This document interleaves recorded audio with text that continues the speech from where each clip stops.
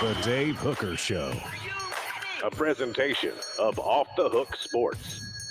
Objective insight, expertise, top guests. Available on YouTube, Apple, Spotify, and the Off the Hook Sports app. Download now for free. Also available on offthehooksports.com. I compute and obey. Now to Dave Hooker. Ready. Here we go, loaded up. Hope you had a great weekend. Good morning to the message board, including you, Travis. Go ahead and get on board. Click that like button so we can bring some more people in. If you haven't subscribed yet, do that because we got some Travises and Steve Johnson coming up from the Celebrate 98 series. Travis Stevens, Travis Henry will join us, and Steve Johnson, the other cornerback that you should remember, caught the interception that ended the national championship game, played opposite Dwayne Goodrich. And, of course, behind him was Fred White, who joins me in each and every one of the Celebrate 98 series. And we'll visit with Deion Grant before too terribly long. Looking forward to that. So a new video from Cooper Mays as well, talking about guns and why Josh Heupel doesn't believe that they should be a part of Tennessee's football universe. I get to that today if we have time. Best and worst case scenario for the Vols. How about Joe Milton and Dante Thornton getting some love via on 3 top 100 players on the list? That's pretty crazy for kind of a first-year transfer. I know 2 years ago he started, or kind of a first-year starter, and a transfer in Dante Thornton. So Milton started a couple of years ago, but now he's the man. He makes the top 100 list. Dante Thornton transfers. So those that didn't watch the Ducks last year, you get an idea of what type of impact player that we've been talking about for quite some time.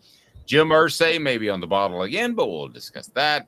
And also the tie between one Jim Brown and Johnny Majors that's pretty interesting. And an overreaction to Georgia football and why they will not compete for a third straight championship. And that's not me saying that. That's Mark Schlabach, who has covered the University of Georgia for quite some time. So here we go. We're off and rolling. How are you, Caleb Calhoun? I'm doing good. How are you doing this Monday morning, Dave? I'm well. Birthday celebration over the weekend. Did you do anything too wild? You'll love this. Your audience will love this. For my own personal health reasons, I had not drank for 2 weeks. I just had chosen not to. Just kind of did a little bit of dry spell. And then I'm like, all right, I'll drink for a cookout on Saturday. And I forgot how much of a lightweight it makes you when you go a long period without drinking. And yeah, I paid for it. I was casually drinking and I paid for it. Especially if you're out in the sun. Which I was. Yeah, which you probably were. And by the way, can we get one sunny weekend? Can we do that, please? All right, so here we go. Good morning to you, David. Let's get off and running right now as best and worst case scenario for Tennessee. 247 said it. 247 Sports has 11-1 or 8-4. So no in between. I'm not saying, but I think they'll win 9 or 10. No, you can't do that. Let's go ahead and get it to today's tough question. We'll get your thoughts on the message board as 11-4 or 11-1, 8-4. Must be first of the week for me. Here we go. It is today's tough question, and it's brought to you by our friend Andy Mason at AndyMasonRealEstate.com. Today's tough question. Take a side. Take a stand. The Dave Hooker Show. A presentation of offthehooksports.com. All right, so here we go. 11-1 or 8-4. What say you, Caleb Calhoun? This is according to 247 Sports. Best and worst case scenario for every SEC team. We'll touch base on some others as well. Brought to you by Andy Mason, AndyMasonRealEstate.com. Pretty simple. Best service, best prices in the biz. That's why he's been doing it for 40 years. That office has a ton of experience. Go to AndyMasonRealEstate.com. That's where I'll be going very soon to find my home, save thousands or tens of thousands of dollars. So I make you pick 11-1 or 8-4. Kudos to 247 Sports, because those would be the numbers I would pick if we were doing best and worst case scenario and you had to pick between one or the other. So if you had to pick between one or the other, are you going 11-1 or 8-4? Caleb Calhoun for the Vols. Then we'll break down the rest of the SEC, or at least the pertinent teams. Sorry, no time for Vanderbilt. 11-1, 8-4. What do you got going, Caleb Calhoun? Well, if I'm left with those two options, I'm going 11-1. I would be shocked to see 8-4. Now, Brad Crawford in this article has predicted 9-3, but he's predicted a 6-0 Tennessee start. If Tennessee starts 6-0, I'm pretty sure they're winning at least 10 regular season games. I'm just going to say that out front. I think what his prediction is that they lose to Alabama and Georgia, but then they also suffer a trap game loss to Missouri. I don't think Missouri is this much of a trap game the way people say it is, and I don't think you think it is either, Dave. You'd have to have another trap game too, or an upset game at least. Missouri is right before Georgia, so. But I'm missing one. I got Georgia, Alabama, Missouri. Kentucky is the other trap game. Okay. All right. I think Kentucky is a scary trap game. Okay. And if I had to pick on a pessimistic side, I would say this is a 3-loss team for Tennessee, and I would say Kentucky, Alabama, and Georgia for different reasons. Kentucky is the trap game. Alabama is the revenge game on their side. It's down there. And Georgia is the best program in the nation. Georgia's Georgia. What's that? I said Georgia is just Georgia. Georgia is just Georgia. But to get to 4 is really difficult. He says Missouri, and that's going to be a revenge game for them. I don't like their program and talent level as a whole. So I'm having trouble with that one. If it's not Missouri, who else could get the Vols to 4 losses? Could maybe Florida? Yeah, maybe Florida since it's. I mean, again, it's Tennessee, Florida, and it's until last year, we have to be honest. Like Tennessee, Florida was almost to Tennessee what Tennessee was to Kentucky. I mean, it's almost gotten at that level where there have been years in the past 10 years where Kentucky was the better team, but they still can't beat Tennessee. And I mean. I know last year notwithstanding, Dave, would you not have said the same thing about Florida? That Tennessee is basically their Kentucky? Tennessee is their that they I'm not exactly following you there. That Tennessee, what do you mean by Tennessee is their Kentucky? So with Tennessee and Kentucky, no matter how good Kentucky is or no matter how bad Tennessee is, they went 5. Tennessee beats them. Tennessee went 5-7 in 2018. Kentucky was 10-3. Tennessee still beat Kentucky. They went 7-6 in 2021. Kentucky went 10-3. Tennessee beat Kentucky. And it seemed like Tennessee and Florida had almost reached that level of disparity until last year. Man, that's fair. I see where you're going there. Travis says 11-1. I'm not surprised, Travis. You are a Tennessee fan. What about the rest of the message board? If you had to pick 11-1 or 8-4, or we can open it up. We wanted to address this column by Brad, but we can open it up to what you expect and what would be a successful season as we go through some of the rest of the SEC. And when I look at the rest of the SEC, I want to take a look at Missouri first, because this is the easiest one to me. It's 8-4 or 4-8. I think the bottom could easily drop out, and this could be a 4-8 team. So these are supposed to be very difficult, and they all are, because you take it one step further as far as one more win, one more loss, best worst case scenario. That's what they're supposed to be. 4-8 seems plausible for Missouri to me. That would not stun me whatsoever. It kind of would me. Dave, I get your feelings on Drinkwitz and everything, but I think we're forgetting Missouri had, what was it, 3 of the flukiest losses in history last year. That Auburn loss, they went 6-6 and they should have gone 9-3. I mean, there was a terrible non-false start call that cost them against Georgia. There was that Auburn game, maybe the flukiest game in the history of college football. And there was one more that they should have won. But, when you go back and look, you're thinking, wow, they could have been 9-3. So looking at their schedule now, they have South Dakota and Middle Tennessee at home to start the year. They also have Memphis and St. Louis. I think they beat Memphis. I know they beat South Dakota and Middle Tennessee. And then there's Kansas State at home. I know Kansas State blew them out last year, but they could beat Kansas State. So they could easily start 4-0, and then they got Vanderbilt on the road. Look, they could be 5-0 heading into October. Fair. This best and worst case scenario for Kentucky, 9-3, 5-7. 9-3 is doable. If I had to pick between the two, I would go 9-3. I think that Will Levis's injuries, I don't want to turn this into another Will Levis bashing segment, which we've had plenty of those, but his injuries certainly were in the way for Kentucky last year. So I wouldn't be stunned at all to see Kentucky get to a 9-3 level. Are we sure that 10-2 is not their best case scenario? I mean, I'm looking now. They got Georgia and Alabama. Who else is a sure loss for them? I mean, I think that's a solid program. I don't know you're going to see many of these programs with NIL in the future, but right now I think it's a very solid program with a foundational base of high school guys that develop over time. You might not see those type of successful programs moving forward with transfer portals being wide open, but right now, yeah, I don't think that's impossible. But because of the Lane Kiffin time, let's throw in 10-2, 6-6. I'll tell you this. This is the one team I absolutely would not gamble on. Ole Miss you're talking about, right? Yes, what did I say? You just had Lane Kiffin time. We hadn't gone to Ole Miss yet. Ole Miss. Ole Miss 10-2, 6-6. This is the one team I wouldn't gamble on because he's relying on the transfer portal. So neither would surprise me. He could have transfer portal guys that don't pan out. He could have transfer portal guys that do pan out. So 10-2 is possible. 6-6 is possible. I would never take the over-under on an Ole Miss team because of how much the Rebels are depending on a transfer portal.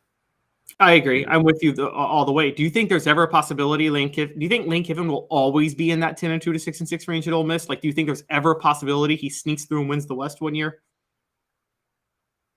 If Nick Saban retires. But you think he can get past Brian Kelly and LSU? I mean, no, that was just one of the stipulations. So, no, I don't think you can at Ole Miss. I don't think that's possible, but we'll see. So this isn't the 90s where Wayne Mackin led Mississippi State to the SEC West title in 1998.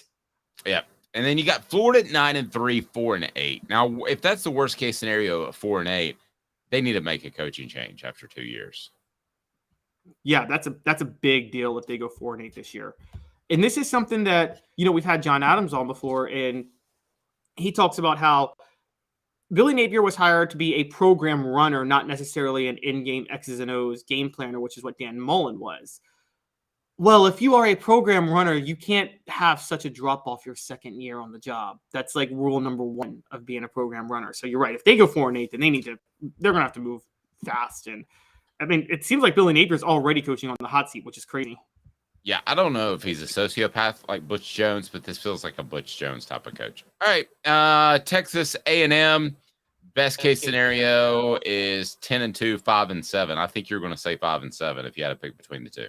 I don't think this is extreme enough. It's 3-9, guys. They're going 3-9. Yeah, I'm with you. LSU, I'm just hitting the highlights. 12-0 would be best case scenario. Worst case scenario would be 8-4. If 8-4 was the over-under out of Vegas, I'd take the over and feel good about it. Oh, my God. I'd put a ton of money on that. Yeah, again, outside of Alabama on the road, who's LSU losing to this year? I mean, let's call it – Dave, you and I both agree, right? They're not losing to Florida State to open the year. That was a fluke loss last year. The LSU team is way better, and Florida State's way overrated. I think LSU blows them out. Now, this one's interesting to me. The next two, Alabama and Georgia. Best case scenario for Alabama is 12-0. Worst case is 9-3. I think as long as Nick Saban's there, best case scenario is always 12-0. 9-3 would stun me. If he made a dip into that regard, if he had two, by his standards, off seasons, bad seasons, I would be very, very surprised. I don't know if they're going to go 12-0. That takes some luck. But if I had to pick between the 2 and 0, I'd go 12-0. You? There's only one reason 9-3 would stun me, Dave, because all things being equal, I would pick Alabama to go 9-3, but they get a massive break this year, which is that their toughest games, Tennessee and LSU, are at home. And I think that if they were playing those teams on the road like last year, I would have said take 9-3 in a heartbeat, and I actually would have put 8-4 on the table for Alabama. But because again, I do think they're rebuilding this year. But yeah, they're not. I think Texas is overrated. They're not losing to Texas at home. Their third toughest game is Ole Miss, by the way, and that's also at home. So again, their only tough road games. Their toughest road game is Kentucky or Auburn. I mean, they're not losing to Kentucky or Auburn. No. And I'm going to tweak this last one a little bit. Brad Crawford at 247 Sports has best case scenario for Georgia at 12-0, of course. Worst case at 10-2. So let's take a look at Georgia's schedule real quick. They're going to beat UT Martin. They're going to beat Ball State. Then they got South Carolina. They got UAB, Auburn, which is at Auburn, Kentucky, which is at home, Vanderbilt, it doesn't matter. Florida is, of course, in Jacksonville. Missouri will be at home, then Ole Miss at home. Tennessee, of course, in Knoxville, and then Georgia Tech. I have trouble seeing them losing 2 games out of that schedule, but I also think that although I like Carson Beck and I've heard nothing but great things about him, I'm just going to be real frank with you. There always could be a quarterback blow up. Okay, I mean, there could be a quarterback explosion. It happened at Tennessee in 2005. So if I had to choose between the two, I'm taking the 2 losses. I mean, because Carson Beck may roll out there and be the next great quarterback of all time, but until I see it, I don't know it. And I also think that Georgia last year, by the same players, a lot of the same players that will lead them this year, got complacent at times so they could slip up and lose one. So, yeah, I get it. They could win a championship. They're the best program going right now in college football, but it wouldn't stun me if they lost 2 games. Me neither.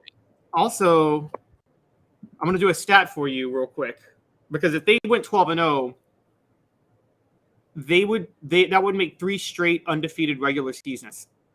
I think Tennessee is the last team to do that in the SEC. They did it from 1938 to 1940. I don't think anybody's done it since then. So 3 straight undefeated regular seasons in the SEC. Interesting. Gene, tell me if my echo's gone away. I think I had my headphones blasting a little bit too much. Here's the thing that Travis brings up that's very insightful. Chemistry is underrated. It's hard to have good chemistry running in new players all the time. Amen. And you want to think that this Tennessee team will have great chemistry because they did last year? It doesn't work that way in football, guys. I've been around it a quarter of a century. Every year is different. Okay, so Tennessee, Georgia, name any of the other teams that were surprisingly successful or were just very elite successful. Take Southern California, take TCU. They could have 75% of the same dudes back, and you cannot guarantee that the chemistry is going to be the same or better just because there are same dudes there. I'm telling you, it could be as simple as maybe Hendon Hooker was the special leader. And I think Joe Milton, from everybody I talked to, is going to be a great leader. Maybe Stetson Bennett's arrogance was a good thing for Georgia. Maybe Caleb Williams and surprising people. There's a mindset that at Southern California, there's a mindset that goes into each and every year, and it's not duplicatable. I don't know if duplicatable is a word, but you can't duplicate it from year to year. So Tennessee can't magically have great chemistry. Georgia can't magically have this clutch gene where they can overcome stuff. It doesn't just happen year to year. I've seen teams with championship mentalities that have come back the next year. Tennessee's a prime example of 04-05. That came back the next year and something chemistry-wise got in the way, and suddenly they were a little bit more okay with losing than they were year before. People saying it's the same team other than Joe Milton. No, it's not, and that's a big change in and of itself. So we don't know the chemistry there. So what do you do in that regard? You bet on the coaches that have done it from year to year. You bet on the Sabans. Now I think the Smarts in that level. I think you bet on the Lincoln Rileys who even though he probably should have another championship, has shown that his teams are going to compete for a championship year in and year out. So that chemistry, man, I promise you can't just magically replicate that, Caleb. So at that point, I tend to gamble on the coaches. And you don't even have to do 04-05. You can go 98 to 99, Tennessee. I mean, 99 returned almost everybody, but not having Al Wilson on the defense was a little bit of a difference. Not having Peerless Price, not having Jeff Hall, who, for those who don't know, Jeff Hall was a kicker and was elected team captain. That never happens in football. Well, and I'm not going to say this in front of Fred White because he might beat me up. But the 99 team, based off what they did in 98, was probably a little too cocky. You're thinking you got Jamal Lewis back, T. Martin. They're going to let him do more things. The defense is going to be dominant. Most of everybody returns. They were probably a little cocky in 99, whereas in 98, they were the exact opposite. They felt like everybody hated them, so let's prove something. There was that type of mentality. Again, please no one tell Fred White that I said that because he could beat me up. Well, it was a mixture. I remember reading. So some were cocky, but I do know some were determined because a lot of them took it personally that they were always reminded of how lucky they were in 98. And they wanted to go out and prove everybody wrong again, that they were and do it again in 99 because they were tired of hearing that. But yeah, I mean, there was some – look, also it just had to be in 99 that they had to play Florida on the road that year, not at home. And honestly, the 99 Florida game went very much like the 98 Florida game in the sense that Florida – outplayed Tennessee and did everything to give it away and almost did give it away again, but that time they were able to hold on. And so well, let's get to some Vols getting some love, but I don't think they got enough love, to be real honest with you. It is Joe Milton, Dante Thornton making the on-3 list of top 100 players in college football. I'll tell you where they are as part of 4 Downs. 4 Downs is brought to you by our friends at Craft Treats. 4 Downs right now off the Hook Sports, brought to you by crafttreats.com. 4 Downs. 4 questions. 4 answers. The Dave Hooker Show. 4 Downs. A presentation of offthehooksports.com. All right, so where we got Joe Milton and Dante Thornton on the top 100 list there, Caleb Calhoun. Not high, but on the list before I tell you about crafttreats.com. Yep, we got Joe Milton at number 81 and Dante Thornton at number 95. That one just felt like a shot in the dark. The Thornton one did? Yeah, the Thornton one did. Yeah, I could make strong arguments with a transfer, if I want to use old school logic, that you shouldn't have a transfer on this list, but we're in a different world. So I'm cool with having Dante Thornton on there. I could also make a strong argument that a guy who is a first-year starter again, so to speak, even though he started before but lost his job, shouldn't be on a top 100 list. But I'm completely cool with both being on that list. And I think they're at about the right spot, which is the bottom quarter of the spot. So, I've zero problem with them being on there. Who else would you have on there from Tennessee's football team before we get to 4 Downs? Because I want to ask you about where you would have these guys ranked and where you would have maybe another Vol on this top 100 list. It has to be another one, right? I'd have a couple more. I'd have one of our own. I'd have Cooper Mays on here. There's not a center in the country I would take over Cooper Mays. I'd say that right now. I would also have Brew McCoy on here. And I'm going to go to defense. I'd have Amari Thomas on here. Yeah, I got 3 other Vols I'd put on this list at least before Dante Thornton, put it that way. I'm the one who said Dante Thornton was Kevin Durant going to Golden State. So, again, I'm the one eating crow on that. Okay. All right, 1st down. Brock Bowers, tight end at Georgia, was the top player in the SEC. Would he be your top player in the SEC? You know, he just might be. I kind of have to agree with that list. I mean, who else are we taking over? I mean, the SEC lost almost all of its top performers from last year. So who are we taking? I'm gonna factor in impact. You can have a bigger impact at a corner, so I would take Kool-Aid from Alabama. I would probably even take Quinshon Judkins, a running back from Ole Miss. To me, he's not number one because of his position. You do have Harold Perkins, a linebacker at LSU that made the top 10. So no, because of his position, I would have several people. If you had top tight end prospect in college of the past 10 years, he might be number one, but I would have to take the position of impact. I don't know specifically if that was taken into account, but I'm sorry, a tight end can only have so much of an impact on the game. So that was first down, second down, and it's not a knock on Bowers at all. Listen, he can be a Dallas Cowboy tomorrow, and I would be a happy man. Okay, so we asked, if not, who would you take over him in the SEC? We did that, so that was second down. Who is the most underrated player on this list from the SEC? So taking a look at the list, what player is underrated? That's a little bit more difficult, and I've got mine in place. What about you? So I haven't fully gone through the list yet, but I would have said, and I don't even know if he's on this list. So you could tell me, but is KJ Jefferson on this list? I was looking for him and I couldn't find him. Yeah, I haven't seen Jefferson on this list. I mean, it's tough to get on this list as far as quarterbacks go. The guy that I would take is most underrated would probably be one of a couple of different guys. It's because maybe they don't play sexier positions, but J.C. Latham, the offensive tackle at Ole Miss, I think they've lost a little bit of their physical mojo. And if he's able to help bring that back, I think it's a big factor because they want to get back to that. I mean, they're not going to suddenly be triple option. They're not going to be I formation or anything like that. But to be a little bit more physical, I think he would help set that tone. So I think he's underrated at 28.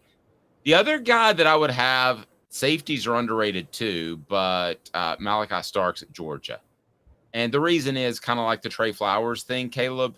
I think that he covers up for some mistakes. And I wonder at times when Georgia dug a hole for themselves last year, if he wouldn't have been there, had those holes been impossible to climb out of. I think so. I think there might have been some situations where he kept them in games, a selfless player, a lot like you talked about Trey Flowers, and a better upside. No offense. Before we get to fourth down, Craft Treats, go to crafttreats.com. My poor dog had 11 teeth taken out. So we've been having to mash up the Craft Treats with the CBD in them to help with his pain. Also helps with arthritis pain, anxiety. And don't forget that they can help with several other issues like digestive issues. Those are the chill pills with the CBD derivatives. You don't have to go with those. They've got great holistic treats right there at crafttreats.com. Use the promo code Off the Hook. That's the promo code Off the Hook, and get 20% off. All right. So fourth down, before we get to why Jim Irsay doesn't think Peyton Manning is one of the best players of all time.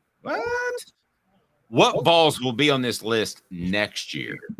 Caleb Calhoun, and we can spread that out to the SEC if you would like, but in particular, what Vols will be on this list next year? I'm just going to go ahead, since I started this bandwagon, I'm driving it. I get credit for it. So in January the 15th, January the 31st, whatever happens with Tennessee football, look back and say Dave started this thing. Dylan Sampson will be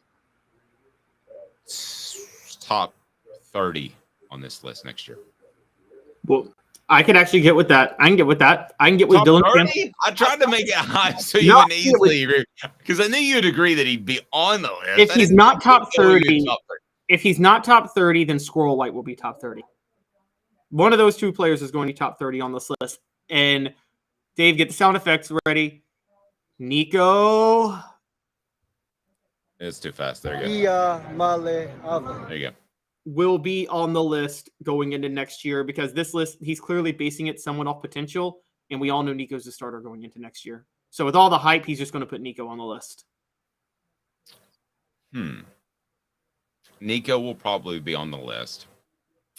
Okay, so here we've got some people weighing in on the message board. Well, we can't say Bazooka Joe will be on the list because he's not next year, I think. So Travis is just excited about Bazooka Joe in general.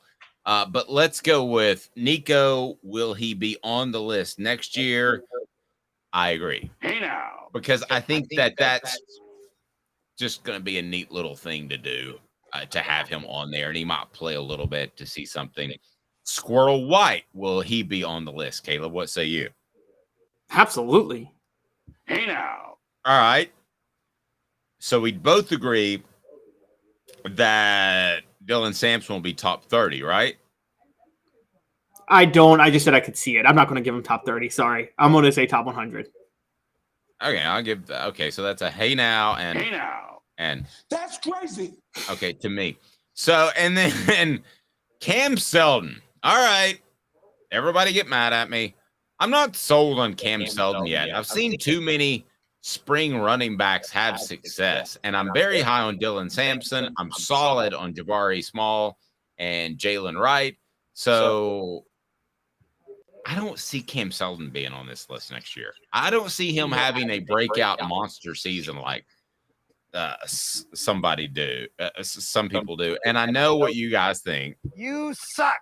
Yeah, fine. Jackass. Maybe I do, and maybe I'm a jackass. But I just don't. I'm not ready to get on that bandwagon until I hear it about midway through preseason camp. No. And I will or won't. I can promise you that because you'll hear it first right here on Off the Hook Sports. I'm absolutely with you. First of all, if anybody watched that spring game, outside of a couple drives with Nico and Joe, most of the skill players or any physical players at any other positions, if they played in the spring game, they were the type of players Josh Heupel doesn't plan on playing in the fall. I'm just going to tell you guys that right now. So he played Cam Seldon because he doesn't plan on playing Cam Seldon in the fall. So I think that it kind of reminds me. It's funny, we just talked the 2005 team, and this is kind of funny that this happened because not funny, it's sad, but he suffered a season-ending injury anyway. But Dave, remember the spring practice of that year when Gerald Riggs didn't even touch the ball in spring practice because they were worried about the Oh, yeah. I'll give you a couple of them. Kirsten Biggers was one. He ended up just being a career walk-on at Tennessee. I think he had 5,000 yards in spring camp. David Yancey was another one. I don't know if you remember that name. He was an engineering major, so we all wrote flowery features about him in April because he had 5 million yards in the spring. He didn't touch the ball in the fall. The only one that ended up out of this group I remember of guys that got a ton of touches in spring practice was a guy named Michael Stewart, and he transferred to Hawaii and was their leading rusher for a year or two. These dudes happen, and I look at Cam Seldon. Is what we're saying. Yeah, I look at Cam Seldon with the eyeball test, and I don't think he's that guy. So if I had to bet a mortgage, I would say yes, he is going to be an impact player. I just want to see it because of my history, and history tends to repeat itself. You're a gambler, you know that. History tends to repeat itself. So right now, I see a running back that had a great spring, no knock, but that also has a bunch of more experienced guys sitting on the bench behind him. So I want to see it. I want to see, and I don't have to see it in a game. I just have to see it in preseason camp. Jim Irsay with a shot at Peyton Manning. Man, oh man. Hope Jim Irsay's taking care of himself and not back on the oxys. 2 minutes, and we'll discuss whether Irsay is off the oxy wagon. Stay tuned. And Craving Wings South North Shore location, where we've heard people say that you can get the best wings in East Tennessee. Pero ¿quién es este? El número 87, Jacob Warren. I'll just do 6 in my sauce 87, please. Imposible, señorita. Dale 6 más. Look at these wings. Perfectas, deliciosas, fantásticas. Man, I don't know what you're saying, but it sounds awesome. How do you say fresh, never frozen in Spanish? Frescas, nunca congeladas. Make your way to Craving Wings and get you 6 más. But what was funny about Kate is we were a full continuum of care at that time. We had detox, we had inpatient, we had outpatient. So we were doing a lot of the things that we do now. But now we just do them so much better. It's really a simple program, but we're complicated people. I am what I am, and now I got to do something about it. You can take your life back. Call Cadis today. Got cataracts? We can fix that. Never miss another moment. With a little help from Doctors Campbell, Cunningham, Taylor, and Hahn at cctis.com. Do you want to own the more that owns every job? Then get to Vassey Lawn and Garden in Cleveland and get you a Toro. I'm David Vassey, here to talk to you about Toro. With a Toro Zero Turn, you'll get more out of every minute and you'll reach the finish line faster. At Vassey's, we like to say, no matter if you're mowing 3 acres a week or 11 lawns a day, homeowners and business owners alike find confidence in equipment they can trust from top to bottom. Vassey Lawn and Garden, Highway 60 North in Cleveland. Man alive, it's worth the drive. Our family has been creating jewelry since 1986, each piece unique with a story all its own. I'm Rick Terry with Rick Terry Jewelry Designs. I'm a jeweler, and I want to be your jeweler. We're grateful that you chose us to be Knoxville's best jeweler. My family and staff look forward to serving you. So please come see us. Kingston Pike and Campbell Station Road in the heart of Farragut and downtown on Gay Street, right next to the Tennessee Theater. A college football tradition like no other. Yes, sir, boys and girls. Or the guy that just won't leave. Wow, that is sad. The Dave Hooker Show, YouTube, Apple, Spotify, and the free Off the Hook Sports app. A presentation of Off the Hook Sports. Back to Dave Hooker. Passing of a legend over the weekend. Jim Brown passed away, and if you think about it, those that might be a little bit younger, what a pioneer and a guy that said, I'm going to be something besides just a football player. I'm going to be in movies. I'm going to do all these other things, and he did that. And now, you know, whether it's Shaquille O'Neal being in Kazam or whatever in the world he was in, and all these other people pursuing other sorts of things, you don't see that, Caleb.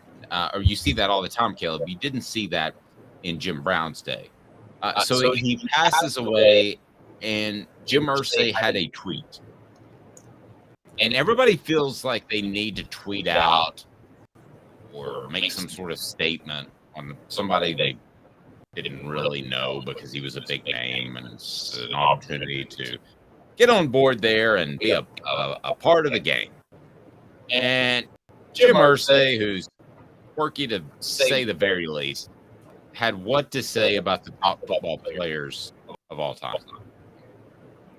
By the way, Jim Brown also, and Travis mentioned this, Jim Brown also was a guy that hung it up early because he realized that it wasn't worth the wear and tear on his body. So guys that have done that since, you want to take Barry Sanders, Calvin Johnson are two examples. There have been other guys that have hung it up early. Andrew Luck. So, I mean, nobody did that back then because they needed the money, and it was the best money they could make, but they were still working odd jobs in the offseason. So what did Jim Irsay tweet? I've told you my Irsay story about he showed up to an interview heavily intoxicated at 10 in the morning, right? I think you did tell me about that. Yeah. Yes. Okay, he did. This was back in shortly after Peyton got drafted, so this would have been in 1998. So what do you got on Jim Irsay, and what's he saying about Jim Brown? So Jim Irsay had a tweet that on its face wouldn't have been an issue if I just give you the headline, which is he has his top 5 greatest NFL players of all time, and he has Jim Brown at the top, and he leaves off Peyton Manning, the guy responsible for winning him his only Super Bowl. Here's what I think upsets a lot of people. He leaves off Peyton Manning. Well, give me the top 5. Give me the top 5 real quick. Top 5 is 1 Jim Brown, 2 Tom Brady, 3 John Elway, 4 Deacon Jones, and 5 a former Vol, Reggie White. But to have John Elway over Peyton Manning, when you are the guy who drafted Peyton Manning and he won you a Super Bowl, and by any metric you use, Peyton Manning is a greater quarterback all time than John Elway. That's insane. Right. And so he does another tweet where he goes, no doubt Peyton, Barry Sanders, and Jerry Rice are top 10. It's just that, quote, Elway didn't have great offensive players around him till the end when he won 2 in a row, and his feet were remarkable from baseball talents. Here's what I'm gathering with Jim Irsay. he is trying to cover up the fact, something I've said for a long time, that he didn't really surround Peyton with a lot of good talent. Now, early in Peyton's career, he did when Bill Polian was there, but I think Chris took over in like 2006. And from the latter half of Peyton Manning's career, he was left with nothing. And that got exposed when Peyton Manning was forced out the back door and they drafted Andrew Luck, who was a Hall of Fame caliber quarterback, but was stuck with horrible support around him in Indianapolis. Well, wait just a second, though. I mean, they had Edgerrin James. They had... That's first half of his career. I understand. But they had Harrison. They had Reggie Wayne. They had Dallas Clark. Even though that's first half of his career and they may have stumbled later, I don't think a quarterback can really complain when you play with those guys for 8-ish years. Look, I'm going to go here, and I don't like to do Elway didn't have that ever. One, I got no problem saying Dallas Clark was massively overrated. Was a massively overrated tight end, was a complete product of Peyton Manning. You could plug anybody. That was the most ultimate system player. You could have plugged anybody into that tight end role. Edgerrin James was also overrated. In case you forgot, the Colts won their Super Bowl the year after he left. And I'm going to be blasphemous right here, but I'm not so sure Marvin Harrison and Reggie Wayne are Hall of Fame caliber receivers. If it's not, I think they're good receivers made into Hall of Famers. Marvin Harrison was what, 5'11"? Okay, first of all, I'll give you a little bit of that on Marvin Harrison. They had things rolling and nobody knew how to defend Peyton Manning. I actually think that Reggie Wayne was a more talented receiver and would have been a Pro Bowler, all-pro type of guy, borderline Hall of Fame type of guy anywhere. I think as long as when I say anywhere, as long as he wasn't in a disaster situation, okay, like the Detroit Lions were back then. I don't want to say anywhere, but as long as he had a competent quarterback, I think he would have been that good. I liked Edgerrin James a lot. It surprises me you say that.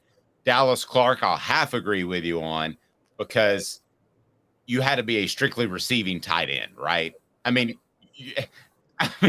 Jason Witten was a great combo tight end. There, Brent Jones going back for the San Francisco 49ers, great combo tight end. But you had to absolutely just be a receiving tight end. Doesn't matter who you block. So he could go with the wrong team and be a Dallas nobody. Okay, and so I'm with you on that. You didn't have to be a receiving mismatch like Rob Gronkowski is. You just had to have hands. Yeah. Okay. So, well, he was a poor man's Rob Gronkowski, in my opinion. Wasn't that athletic, wasn't that good, but yes, played a similar role, if that makes sense. Okay, so here's my problem with the Irsay tweet is you do include a quarterback on there. You drafted him, and it feels like sour grapes because you didn't give him the second chance that he wanted, and Denver did. So here's what I was told about Peyton Manning before he went to Denver, that his handshake was so weak that they thought this is a very close friend of the family, thought that he would never play football again in the year that he took off. Now, he may have done the stem cells in Europe and all that, and I think he did, and that's fine, whatever. I know that that's a political hot topic issue that I don't want to get into, but whatever, he was good enough to win another Super Bowl.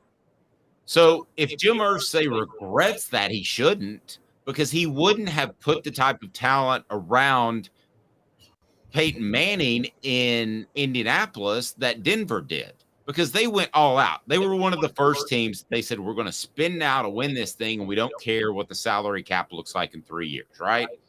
So Irsay wouldn't have done that. And to not include him on that list is just disgustingly terrible. And to include another quarterback on that list is insane. John Elway was the best prospect from top to bottom, and Peyton Manning probably wasn't on the top 100 list of best prospects at quarterback because of his physical ability. But fine, if you want to put that on there, but you can't say John Elway, because he has 2 Super Bowls, is better than Joe Montana, Tom Brady, Peyton Manning. I'm not even sure that he's – I think it's a coin flip with him and Aaron Rodgers because of the way Aaron fits into this time frame where you have to throw and be multiple and throw from weird angles. But yeah, I think this was very disturbing by Jim Irsay to say that. I think it was disappointing. I think it was idiotic. Yeah, and let's not also forget this. Remember, John Elway humiliated Jim Irsay's dad. Just straight up said, I refuse to play for the Colts. That's true. And it was about their own. And he made the right decision because at that time, the Colts were incompetently run because Bob Irsay was. Jim Irsay had his demons. He got that from his father, who also had his demons.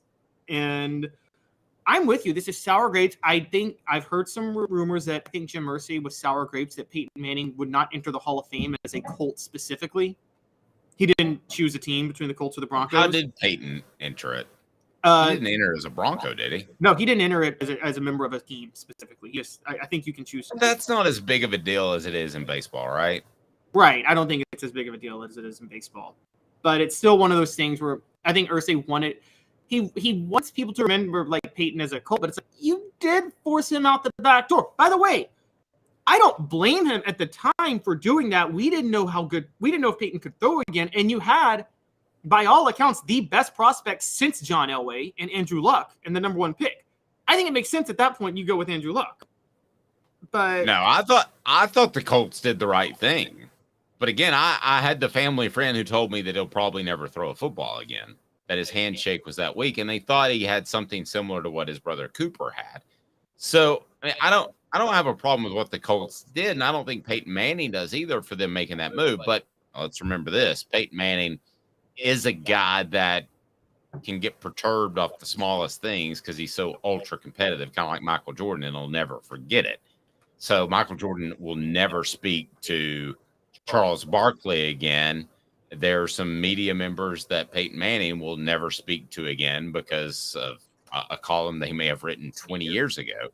But Jim Brown, Tom Brady, John Elway, Deacon Jones, Reggie White, I'll give him some kudos for the Deacon Jones thing. Deacon Jones, they didn't count up sacks. I think Deacon Jones, I don't know why they can't do this at NFL Films. They have all the tape. I think it would be awesome, but they don't want it to make it look like the guys that they celebrate now don't have the records. Deacon Jones probably had more sacks than anybody in the NFL. But would you say Deacon Jones was a more impactful defensive player than Lawrence Taylor? No. That's the thing. No. This is Jim Irsay list. Like Peyton Manning. No, I would have Taylor on this list. No, I mean, okay, so Peyton Manning would be on this list because to me, he was a transformative player.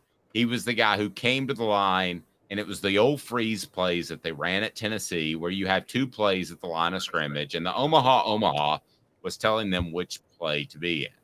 So in no particular order, you have to have Tom Brady on this list. I would have Peyton Manning on this list. So I'm going to stop at quarterbacks right there. I would have Lawrence Taylor on this list.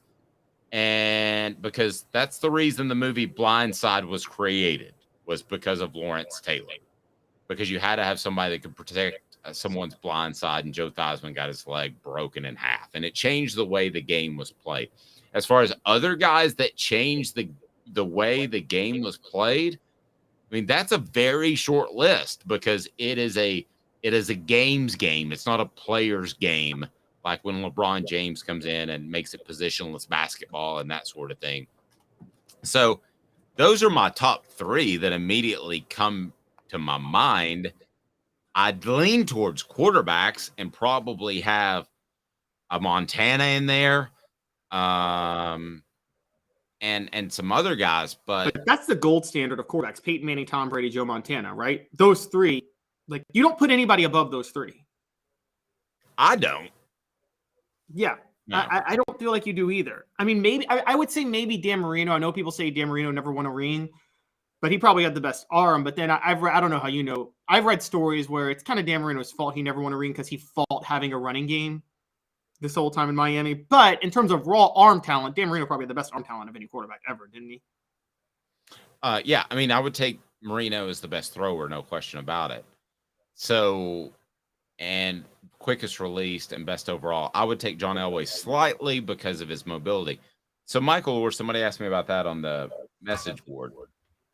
Michael Orr as a left tackle was highly valued, and all left tackles were because of Lawrence Taylor. If you watch the movie, I mean, that's the lead in. If you read the book, that's the lead in. The movie and the book is also a lie, but yes. Yeah, but he changed. But that was the left tackle was just another offensive lineman before Lawrence Taylor was so disruptive, and not just from breaking Joe Theismann's leg in half, but that was part of it. So I mean, that Lawrence Taylor changed the way the game was played. Also, there wasn't a halfback. You know how you see Jacob Warren going in motion back and forth? Mm-hmm. That they didn't do that at tight end before Lawrence Taylor.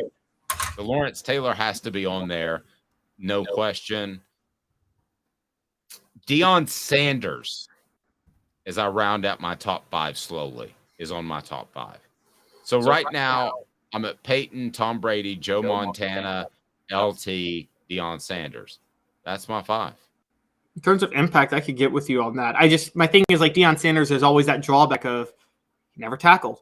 And there's also the fact that like Deion Sanders, here's the thing we have to say with Deion Sanders. Gave up a lot of yards to elite receivers. I've seen the stats of his matchups with Jerry Rice and Michael Irvin back in the day. They always got into the 90s and 100 yard stat wise when they played him. Now, Deion Sanders, it sounds like Deion Sanders consistently tried to give cushions so he could try to get that interception. Yeah, he got bored and he would gamble, and it was frustrating.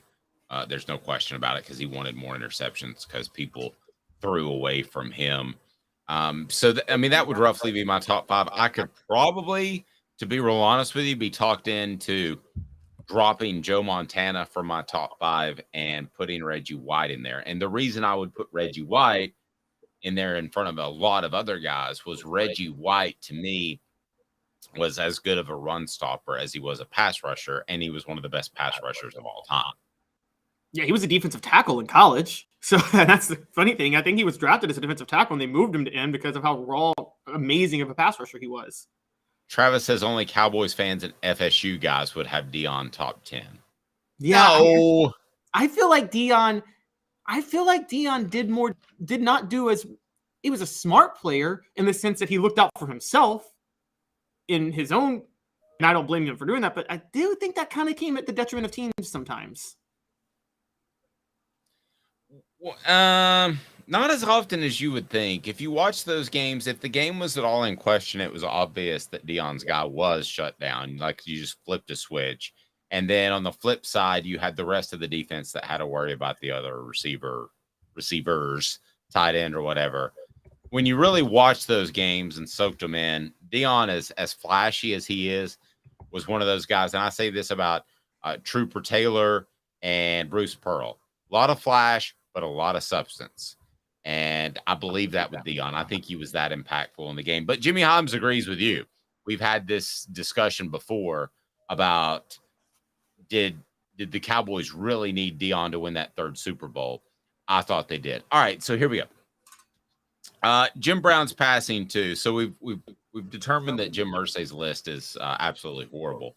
But in terms of Jim Brown's passing over the weekend, there's a tie to Tennessee that a lot of people may not know that Jim Brown has to Johnny Majors and the Heisman Trophy, of which I don't blame Tennessee fans for hating forever and ever and ever. But what is that? Because you brought this to my attention. I was not aware of this. So the Heisman Trophy, before Peyton Manning, guys, just over 40 years before 1956, there was another Tennessee player to finish second to Heisman. And I argue that this one was more egregious than even Peyton Manning and Charles Woodson, although that one was pretty egregious. And it was Johnny Majors finishing second to Paul Hornung.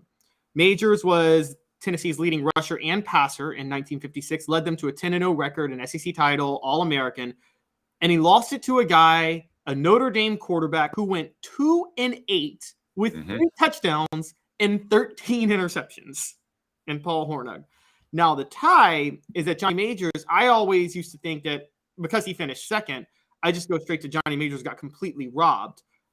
But the honest truth is Jim Brown may have been the most robbed player of that Heisman group. Jim Brown at Syracuse finished 5th, and he averaged over 6 yards a carry, had 13 touchdowns.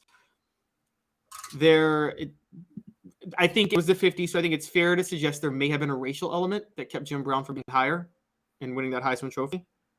And at that time, quite possibly. at that time. And so you ask, in Syracuse, they had a Heisman running back right after Jim Brown. I forget his name, but there's a movie about him he was really, really famous. And it was about, one of the first black players to really make an impact on college football beyond historically black colleges.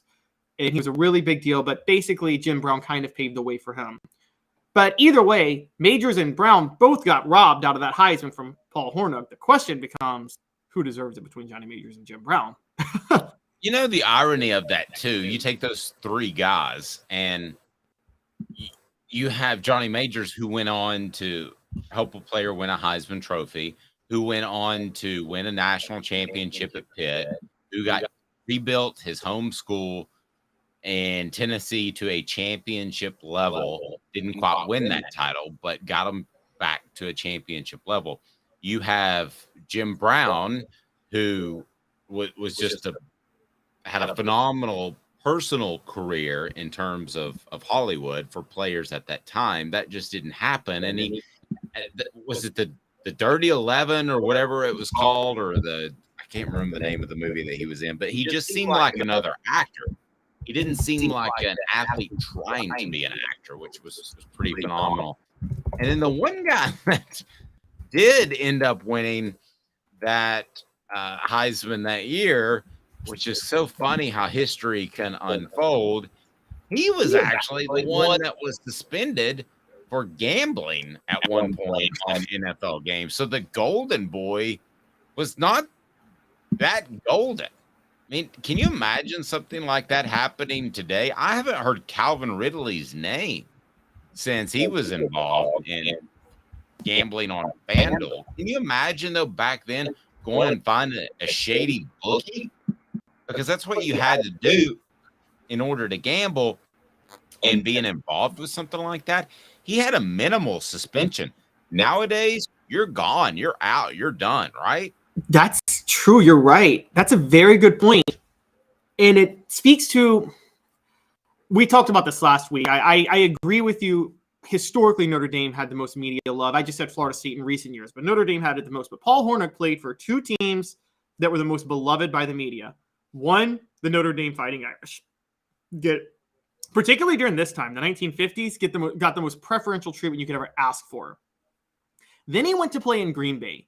And my wife is going to kill me. She's probably hearing me say this right now, but I'm going to say Green Bay gets the most annoying love. Green Bay players get the most annoying shield and protection from the media. And they get covered for so long that when they turn out to be terrible people, we all act shocked. Brett Favre got cover for years when he was really a terrible person. Aaron Rodgers got cover for years when he was an ultimate diva 10 years ago. And we just didn't pay attention because, we love Green Bay, the small town franchise, the fans own the team. And there's just this love fest with Green Bay. And Paul Hornung played for Green Bay the same way he played for Notre Dame. And I think just the concept of that is why he was beloved so much. By the way, I just wanted to point out, I see it on the message boards. Ernie Davis was the guy who won the Heisman after Jim Brown played for Syracuse. He was the first black Heisman winner. But Hornung had no business winning that. And for the record, if you guys want to know how disrespected Jim Brown was, Tommy McDonald was third in that Heisman list. He had about 800 yards rushing, 12 touchdowns.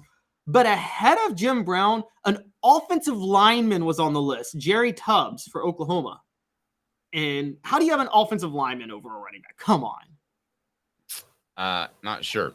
Coming up, hang tight. 2 minutes why Georgia will not win a third straight national title. And I didn't say it, a Georgia cat did. So don't get mad at me, Georgia fans. Back in 2 minutes off the Oak Sports.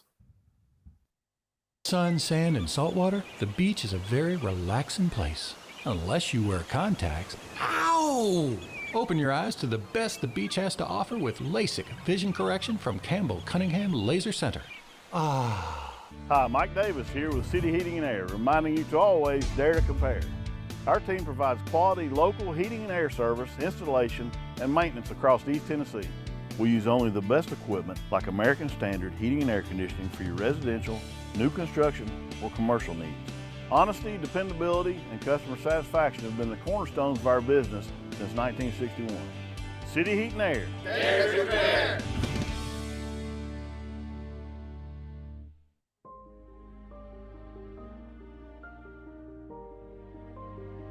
Our family has been creating one-of-a-kind pieces of jewelry in West Knoxville since 1986. Each piece is a combination of unique processes that bring your idea to life. Every day in our shop, a truly special item with a story all its own is being manufactured in our facility, bringing the history and family sentiment into a whole new generation of life. We are grateful that you chose us to be Knoxville's best jeweler, a title that we value and respect. Because to me, being a jeweler and owning a jewelry store are not the same thing. I'm Rick Terry. I'm a jeweler, and we want to be your jeweler. Kingston Pike and Campbell Station Road in the heart of Farragut, and downtown on Gay Street right next to the Tennessee Theater. When you want a hard cider that's easy to enjoy, one that's crafted to perfection, you need Tennessee Cider Company. Some say it's the signature cider of the South. Others say it's the cure to your craving. They all say you'll savor every sip. With a selection of ciders free to sample, all it takes is one taste. Visit tncidercompany.com for more information, as well as to shop our ciders and merchandise online. Thirsty yet? Doors open at 10 a.m. Who's this guy? The Dave Hooker Show, a presentation of Off the Hook Sports, YouTube, Apple, Spotify, and the free Off the Hook Sports app. Back to Dave Hooker. Welcome back to Caleb Calhoun. I'm Dave Hooker. We broadcast live at 10 a.m. Eastern. We certainly appreciate it when you join us. There are some people who get mad at me when I criticize Georgia. And I don't really understand why, because I don't do it often, because they're pretty hard to criticize. Caleb, you win 2 championships, and I don't know really how you can criticize them. But I did want to reference something that was said on ESPN.com by Mark Schleybaugh, who we love, who does a fantastic job covering the Georgia Bulldogs. And as a matter of fact, I love his Masters coverage. Why they won't win a 3rd straight national title. He says no team in modern football history, college FBS history, has won 3 straight national championships. Georgia, which waited 41 years to win a national title before finally getting over the hump in 2021, will have a chance to do it this upcoming season after setting an NFL draft record with 15 players being selected in 2022, including 5 defensive starters in the first round. Georgia still managed to finish 15-0 and win its 2nd straight college football playoff national championship this past season. 3 more players, Jalen Carter, Broderick Jones, and edge rusher Nolan Smith. Carter, of course, a defensive tackle, offensive tackle Broderick Jones, were picked in the first round on Thursday. They also lost Stetson Bennett, held back Kenny McIntosh. They lost cornerback Kelly Ringo and tight end Darnell Washington to the pros. Offensive coordinator Todd Monken, who helped Kirby Smart to get his program past the finish line, left for the same position with the Baltimore Ravens. They replaced him with Mike Bobo, who played quarterback at Georgia. Its 2nd tenure for Bobo, as we mentioned before. So reality check by Mark Schleybaugh is this. Until someone knocks off Georgia in the SEC, it will be among the favorites to win a national championship every season. Smart and his staff have stockpiled much talent in Athens, Georgia. Safety Malachi Starks and Michael Williams were starters as freshmen last season. Georgia linebacker core Jamon Dumas Johnson, Scott Mondon Jr., and Jalen Walker is as good as any in the FBS. Carson Beck will probably end up winning the quarterback job, and he'll have Brock Bowers to throw to. So I ask you this. As far as Georgia right now, are they ready to reload again? Because this is an overreaction piece that they won't win a championship, which to me, there's no overreaction to saying any program in the history of man isn't going to win a 3rd straight title, because to win a 3rd straight title is pretty darn impossible. Are they to the reload point? Did you see enough last year where they could lose 3 more first-round picks and you have no worries about Georgia? Or do you say to yourself, they made the rise and now they could slip a bit? I think the only worry comes with the discipline issues that you're seeing with Kirby Smart, but I think they're at a level where they can just reload easily. They've had this back-to-back national championship program, I will say this, was basically formed during the 2018 recruiting class, which is still the greatest recruiting class in college football history. Just go back and look at it, guys. Like, that class was amazing. That's the class Cade Mays was part of, funny enough. But that spawned 2 straight national titles. The recruiting really hasn't slipped since then. And also, here's the weird thing, Dave. We cover 2 parts of recruiting. There's the rankings and the star ratings, and that all matters. And then there's an analysis of the politicking of it and where are kids overrated. I sometimes feel like Georgia high school kids are still underrated in terms of how good they are. If you look at the NFL talent the state produces. And so I'm like, if Georgia has a number 3 class, it might be the number 1 class. And it is. Here's the thing with Georgia. I've been talking about how great of a job LSU is. Well, Georgia technically has a Power 5 program in the same state as them, which is Georgia Tech. That's not a real Power 5 program they're competing with for Georgia recruits. Georgia is at a level, Kirby Smart's at a level right now where if he wants a top kid in Georgia, he's almost always getting that top kid in Georgia. And that is a really scary situation for Georgia talent-wise, for Tennessee, for the rest of the SEC talent-wise going forward. Okay. So what's the biggest threat to Georgia's continued success, short-term and long-term? Discipline. I think it's discipline. I think if players continue to get in trouble, you are going to have situations where you are going to have parents not want their kids to go there. And we've seen that before at other programs. I agree. Short-term is the quarterback position. I think they fed off Stetson Bennett's confidence/arrogance, depending on which side you root for. So that's short term, but discipline is an issue. I saw this happen at Tennessee where discipline slipped after the 98-99 team, and they were still at the championship level in 2001. But then you started to see guys that got away with stuff and could. One player told me that, I'm not going to say who, but he was a star player that you would know. He said that one of his teammates that couldn't play, roommates/teammates, one of his roommates that couldn't play got kicked off the team because he failed 2 drug tests, and both were from marijuana. So the old rule used to be that you could fail 2 drug tests, and the 3rd drug test you were kicked off. Cocaine and hard drugs counted twice. Okay, so that would be a 2 strike and you're out instead of a 3 strike and you're out. So this guy said, I probably failed 30 drug tests in my career at Tennessee, and I could play. So it didn't matter. You would know exactly who it is. I'm not going to say his name. He was never kicked off. So there was the mindset and a culture that as long as you could play, you could get away with whatever you wanted. And that undermines your discipline both on and off the field. So the biggest concern for you, Georgia fan, is discipline, because it has lacked in terms of, and listen, it's one thing for a guy to go out and race a car and something horrible happen as it did. It's another thing for a teammate to be involved and a staffer to be involved. That to me is not a guy who's just going out and has an obsession with fast cars. That's something that they do for funsies. And I know Athens has that problem in general, but you can't be a part of that. And we've heard of too many issues with, and this is the front end of this. Everything could get cleaned up. It's the front end.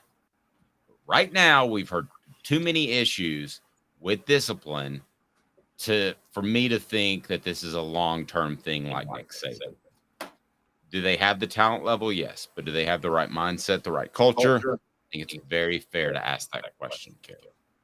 Absolutely. And for people who really want to go back to the former years, if you want to know where it all came to a head, I think it culminated with right before the last year he got fired, Britton Colquitt gets a second DUI while on campus and crashes a car that he was driving on a suspended license. And Fulmer did not dismiss him from the team because he had a backup punter. He didn't have a backup punter. And that was a hideous look for Tennessee at that point. Yeah, I think he was suspended 4 games. Is that right? It's like, I think it was 5 or something like that. But it was prompted John Adams finally. That was the moment that prompted John Adams to call for Fulmer's firing right there, where he said it was a blatant lack of leadership to not kick Britton Colquitt off the team in 2008. And another one that I know more about behind the scenes and I don't mind sharing now is James Banks. You and I've talked about it. James Banks would get in trouble in practice, be told to run, and he wouldn't run. He would just go stand on the sidelines and do deep knee bends, like air squats, they call them now. And he got away with what he wanted to because he was a player. There were other guys that were players that got away with what they wanted to. It really started in 99, to be real honest with you, after the national championship season. But it didn't start really slipping and sliding. You mentioned Colquitt. To me, the one guy that embodied it the most was James Banks, because he had so much talent. You and I've talked about it. I'm not exaggerating. He could be going into the Hall of Fame right about now, the NFL Hall of Fame. He had that much talent. And maybe it would have been best for him for Philip Fulmer just to kick him off the team right then and there. I don't know. Maybe James Banks was determined to waste his ability no matter what. But the one thing that Philip Fulmer, I think if he could go back and redo, it would be absolutely 100% no chance let guys like James Banks get away with stuff because they could play. Because that ended up costing them both discipline on and off the field, set the wrong culture, made players start to question his decisions. I think they questioned his decision in 2005 to play Ainge over Clausen. The whole thing started to crumble apart. And it was the early 2000s when that happened. So what does that say for Georgia? Might say nothing. You might be perfectly fine. But there are little bitty signs that I'll look at that I think should concern you. And maybe they get cleared up. But maybe, just maybe, you find yourself in a position where there's this slow, almost decade-long erosion of competing for championships. And if that's the case, then you're not going to be real happy with the next 10 years. In Fulmer's case, I think it was more like 7 or 8 or so that it slid downhill. And look at Florida, by the way. Florida still is reeling from Urban Meyer, who, unlike Fulmer, thumbed his nose to the public, said, "I don't even care to discipline my players." And you bring in Florida. Credit Steve Spurrier for keeping that at a 10-win level forever. And why did he do that? Because his discipline never waned. And Steve Spurrier had a hard and fast rule. If you hit a woman, we just don't want you around here. That's the way you used to say it. Maybe you can go somewhere else to play. That's fine. Just don't want you on our team. And so his discipline never waned. Did his offense get caught up with a little bit? Yeah. Did he get burned out by the fans who weren't happy with a 10-win season? Yeah. But it was never a discipline issue. And I think Georgia needs to be very wary of the direction they're going in terms of a discipline issue, because that starts to erode and you can't get it back. It's just like a disciplined coach like Nick Saban can go to be more of a player's coach, but a player's coach can't turn into a disciplined coach. You can't go the other way, Caleb. You can just go one way. You can't go back. Yeah, and if that is in your culture, parents will notice. Even kids from Bobby Bowden had a great point one time. He said this. Now he was a little lax on discipline for non-violent things, but I know he was tough on discipline for criminal things. But Bobby Bowden had a great saying one time. He said, I'm talking about kids that may come from the hood or rough backgrounds. He said, even if their parents are terrible people, they don't want their kids being terrible people. He said, nobody really wants their kids to be terrible. So he said, even with kids whose parents may not be the best, they're still going to worry about what's best for their kid when they're going to college, because they don't want their kid to end up like them. Nope. Great point. Doesn't mean that Georgia doesn't win the national championship this year, and who's going to turn down 3 titles in a row if they have discipline long term. But it's something to keep an eye on, Georgia fan. I'm going to go ahead and tell you that right now. I don't crow a lot. I don't brag when I'm right. By the way, portions of the program brought to you by City Heating and Air Conditioning, cityheatandair.com. Integrity matters. 50 years in Knoxville. May not need a new unit when it gets hot. You just might need a part or Freon. They can save you money. I also want to thank Bassey Lawn and Garden, man alive. It's worth the drive. Industrial mowers, commercial mowers, right there in Cleveland, Tennessee. Whether you're in Knoxville, Chattanooga, or how about Nashville? Cleveland, Tennessee, man alive. It's worth the drive. Go to Bassey.com to learn more. All right, so I don't crow a lot, but there have been a lot of people that have said the Big Ten, man, they did a lot better in this TV deal there, and they're going to dominate with that Big Ten show and all that good stuff. And ESPN just signed the SEC, and the SEC should have gotten more and diversified and all this good stuff. And I just sat back the whole time and I said to myself, if the SEC is on a regular schedule, noon, 3:30, 8, it's one of my gripes about college football that you have to check and see what time they're on. You do it just like the NFL, regular schedule. ESPN's the place to go starting at 8 o'clock in the morning with College Game Day, or 9 o'clock in the morning, whatever. And you keep it on there all day and you watch the best football in the nation. That's the way to go. Other people said the Big Ten went to CBS, and they went to the Big Ten Network, and they did all these things to get on different networks. And suddenly you're changing channels and you're flipping all over the place. I thought ESPN and the SEC had a better plan than the Big Ten, and I may be right. Not that I would crow, Caleb, but what have we learned about the Big Ten TV deal, and did they perhaps rush into things a little bit? Yeah, I'm the one eating crow because I'm like, how could the Big Ten get a deal worth twice as much as the SEC when the Big Ten brand is still not as good as the SEC's, even with USC and UCLA?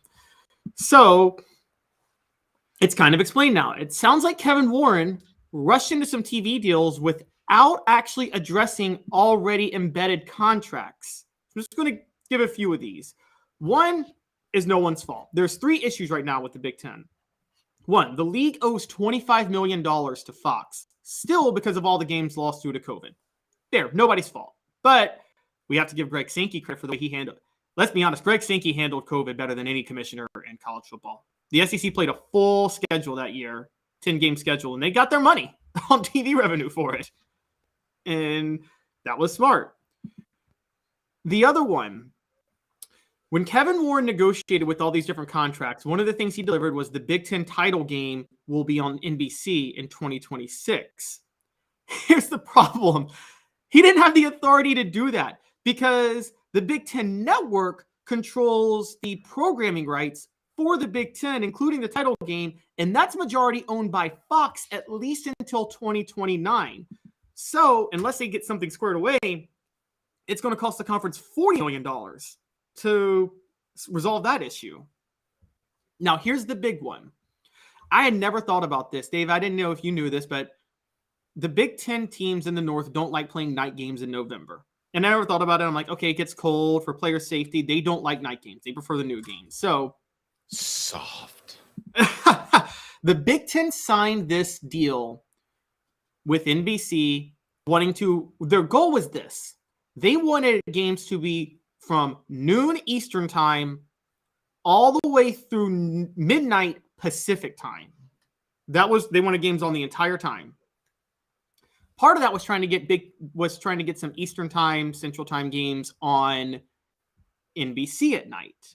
Well, this violates some of the contracts the schools sign with the Big Ten, where they don't have to play night games past the first week in November.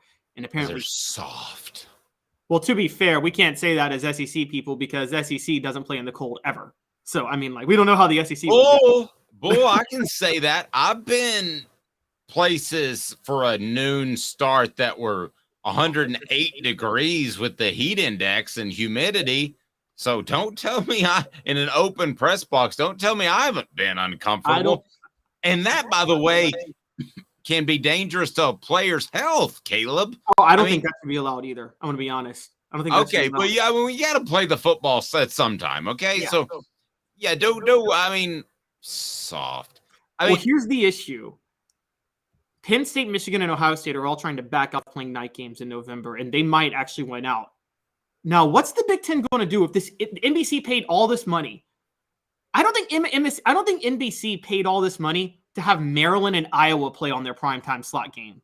No, they did not. Listen, I've said this from the get. Business is somewhat just common sense, Caleb. I mean, going out and getting Southern California and UCLA that are in some cases 3 time zones away is just stupid. I understand that you get the LA market, but you're not going to, for television rights, but you're not going to grow the Big Ten into LA. They don't even know when football season's held. I have to do business out there every once in a while. They don't even know when the season is half the time.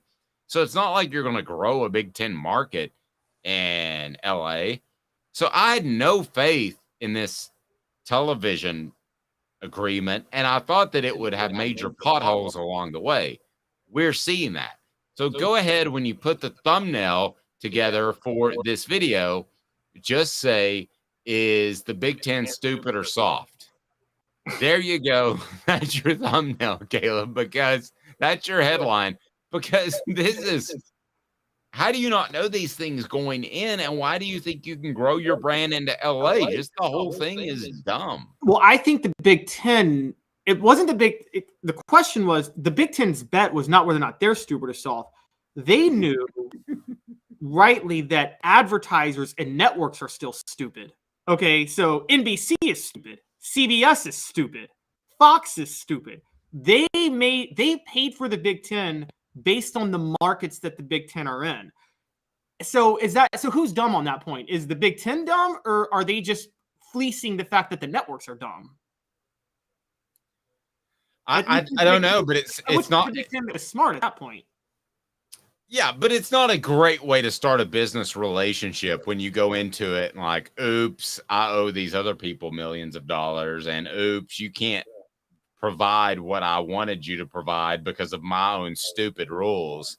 So to me, the Big Ten is just, well, their business model. What was the AAC thing that you brought up about academics? Oh, their schools have to be AAU member schools, because the Big Ten it's part of the requirements to get in the Big Ten. It's actually technically a research collection of schools too. So they do collaborative research projects and things like that. So you have to be an AAU affiliated school. They are going to make let's be honest, that's not going to last, because Notre Dame's not an AAU school. I guarantee you, if Notre Dame is available, the Big Ten would take them tomorrow. That's an open invitation. Okay, but my point is, they're smarter people. I get really bothered by the fact that there are some Big Ten people that think that they are just a smarter conference than the SEC. And it goes back to years ago. It goes back to years ago when you looked at the SEC, the South, as being dumb. That the South is dumb. You're dumb people because you're in the South. No, there are smarter people running the SEC than the Big Ten. There are as many smart people in the South than there is the Northwest. That to me just infuriates me. I had somebody one time say to me, he was a big Michigan State fan. And I said, well, you guys really should watch. I was a smart aleck. And I said, you guys should really watch SEC football because it's way better. Because we were watching a Big Ten game. I said, I feel like this is in slow motion. Like you've dialed down the speed. And he goes, well, higher academics in the Big Ten. To heck, there is not. Well, also the football programs, it ain't like there's rocket scientists on Michigan State. Thank you. If Michigan wants a kid that is a 5-star guy, they're going to find a way to get the kid in. I mean, that was so, it just, you talk about one of my pet peeves. You touched on it, and I saw it. Well, we talked about it during our a pre-show at about 5 a.m. We have it every morning. And I thought to myself, this reminds me of that dude from Michigan State that made me so angry. The South is full of smart people. Now, to be fair, Notre Dame does get to claim that because they don't change their standards for the athletes. Oh, and so does Vanderbilt, and so does Northwestern. You're right. Those three. But as a whole, to broad brush the thing is idiotic. Oh, I agree. Well, that's the thing. The AAU thing, that's just I don't think it's a required. Big Ten doesn't have academic standards for the football players, but it's because it's also like the SEC is a sports conference, whereas the Big Ten is a sports conference plus a research collaborative conference. So like the school, so that's why they do that. But yeah, what's throwing me off here is what I think happened with USC and UCLA, and I think I know this. I think one of the reasons UCLA and USC made that move is the Big Ten thought that they were going to add it, had basically led them to believe they were going to add in Oregon and Washington and Stanford to have better travel. Well, sounds like the Big Ten did some research on their own and decided they're not going to get their return by expanding into the Pacific Northwest. At that point, there's you. And so now, that's why they're looking at the ACC now, at which what USC and UCLA are really unhappy because they're going to have SoCal everywhere. Or SoCal. They're not going to turn that into a Big Ten town. People in LA are not going to say, "What am I going to do today?" I wanted to surf. I maybe wanted to go to a Dodgers game. I maybe wanted to go hiking. I maybe wanted to go see a movie or go to downtown LA and tour the Spielberg Museum. Or, I know what I want to do. I want to watch Purdue Rutgers. That's the dumbest thing I've ever heard in my life. I mean, when a college football fan would rather surf than watch Purdue Rutgers. Yes. I mean, when that was reported, I actually thought to myself the first time I saw UCLA and USC going to the Big Ten, I thought to myself it may be a joke. I am not kidding. Well, again, the move with that was to fleece the networks because the networks were going to be stupid to pay for that. Now, what they realized is the networks weren't going to be stupid enough to pay. I mean, the networks, like NBC is now going to think, oh my God, Seattle's in this market now. Let me pay another $1 billion. They were stupid enough to do that for the LA market. They were dumb enough to do that for the LA market. They're not doing that for the Eugene, Oregon or the Seattle, Washington markets. Whenever you're watching, we greatly appreciate it. We broadcast live at 10 a.m. If you want to interact with the show, 10 a.m. Eastern time for Caleb Calhoun. I'm Dave Hooker. This has been a presentation